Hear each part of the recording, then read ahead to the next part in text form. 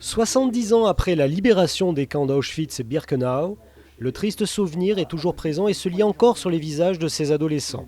La mairie de Cannes, associée au Conseil général qui organise depuis 2003 des voyages sur le travail de mémoire, avec les collèges du département, est présente aujourd'hui en la présence du maire de Cannes, David Lisnard, afin de recueillir leurs impressions. Ce qui m'a énormément choqué, c'est surtout à Auschwitz, dans les salles où il y a tous les cheveux, toutes les valises, tous les jouets d'enfants.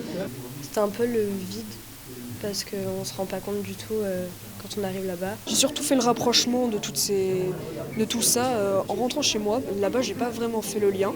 Et en rentrant chez moi, je me suis vraiment posé beaucoup de questions et j'ai vu tous les malheurs que les nazis ont fait là-bas, quoi.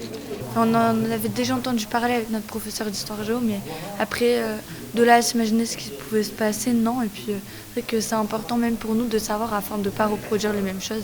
Pour un enseignant comme moi qui a entendu ça quand il était élève, qu'il a appris à l'université, qu'il a enseigné pendant des années, j'ai été bouleversé à mon premier voyage.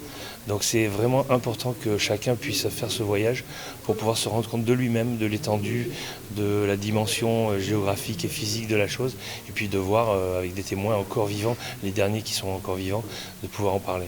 En 11 années, 67 déplacements avec plus de 12 400 collégiens ont ainsi affronté une triste réalité des heures les plus sombres de notre histoire.